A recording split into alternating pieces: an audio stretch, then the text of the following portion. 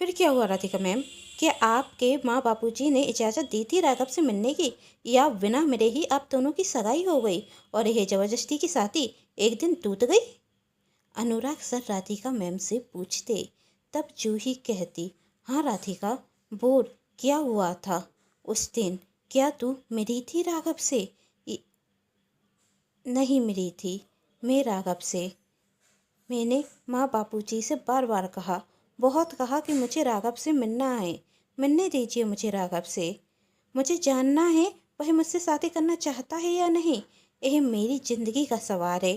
तब माँ कहती, तू पागल हो गई है क्या? राघव जी के बड़े भाई मोहन जी ने कहा था ना कि राघव जी तुझसे पसंद करते हैं, तभी वह तुझे देखने आए हैं।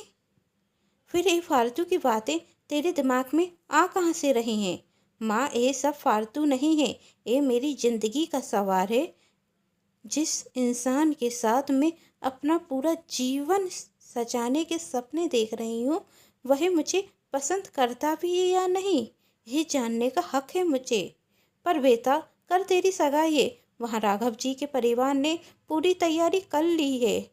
यूं आखिरी वक्त पर राघव जी को मिलने तुझसे मिलने कैसे बुला सकते हैं? और क्या कहेंगे हम डर के बारों से कि हमारी बेटी को आप पर विश्वास नहीं? आप राघव जी की साथी हमारी बेटी से जबरदस्ती कर रहे हैं, और कहीं इस बात से नाराज होकर उन्होंने रिश्ता तोड़ दिया तो क्या होगा? सोचा है? ऐसा कुछ नहीं होगा बापूजी, मेरी बड़ी बहन बापूजी को समझाते हुए कहती। अगर छोटी चाहती है राघव जी से मिलना तो इसमें कोई गलत नहीं है, यह इसकी पूरी जिंदगी का सवाल है। यदि शादी के बाद हमें पता चला कि राघव जी राधिका को पसंद नहीं करते और इन दोनों का रिश्ता टूट गया तो क्या होगा? सोचा है? मेरी बहन की पूरी जिंदगी खराब हो जाएगी। एक क्या नाप शनाप पक रही है तू?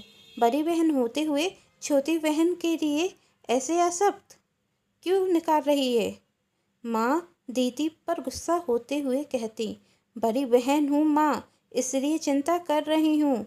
माँ सोचिए, जो बात सुनकर आप इतनी परेशान हैं, यदि वह बात सच हो गई तो क्या होगा?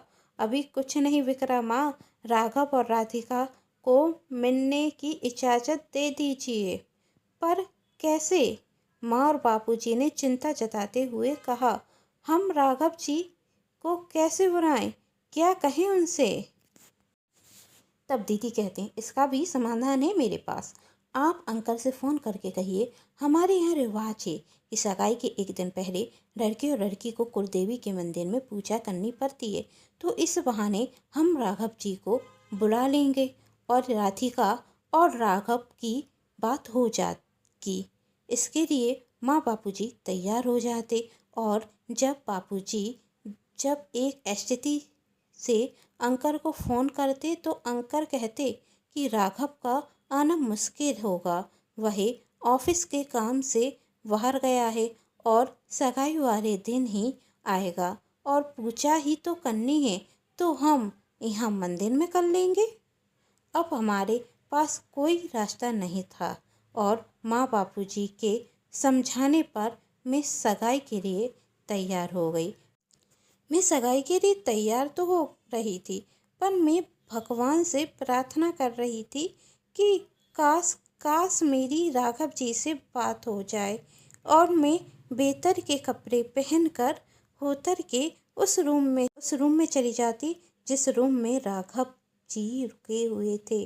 पर राघव के दोस्त होने के कारण मैं राघव से बात नहीं कर पाती, और मुझे वहाँ से भी उदास होकर आना पड़ता। फिर थोड़ी देर बाद हम दोनों मंदिर जाते, जहाँ राघव की घड़ी से मेरा दुपट्टा बीत जाता और हम दोनों वहीं रुक जाते, और बाकी सब आगे बढ़ जाते, जहाँ मुझे राघव से मन की बात करने का मौका मिल जाता। और मैं कहती, राघव जी, मुझे आपसे ज़रूरी बात करनी है। वो मैं कह रही थी, तभी राघव जी कहते, ये आपकी चुन्नी बहुत बुरी तरह से घड़ी में बीत गई है, कहीं फट ना जाए। हाँ, मैं निकारती हूँ। आगे मैं राघव जी से कुछ कहती, तभी राघव जी की फ्रेंड रागिनी आकर कहती, ओह तुम दोनों अभी से रोमांस करने का मौका ढूंढने रखे, रुक जाओ, रोमांस करने का मौका मिलेगा आगे। पहले मंदिर चलकर भगवान की पूजा कर लें। और हम मंदिर चले जाते और फिर वही घड़ी आ ही जाती जब राघव जी मुझे अंगूठी पहनाने वाले थे, पर मैं अभी भी इस सगाई के लिए तैयार नहीं थी और मैं अपना हाथ पीछे करते हुए कहती, राघव जी, मैं आपसे सगाई नहीं कर सकती। मेरी इस बात को सुन पूरे हॉल में सन्नाटा छा जाता। फिर क्या हुआ? जूही पूछती। आगे क्या हुआ कहानी में जानने के लिए कहानी का अगला भाग जरूर देखें, जिसके लिए कर लीजिए चैनल को सब्सक्राइब, क्योंकि जब भी मैं लेकर आऊँ कहानी का नया भाग तो आप सभी को पता चल सके। कहानी देखना चाहते हैं तो कमेंट बॉक्स में नेक्स्ट पार्ट जरूर लिखें और चैनल को सब्सक्राइब, वीडियो को लाइक एंड शेयर जरूर कीजिएगा। Thanks for watching.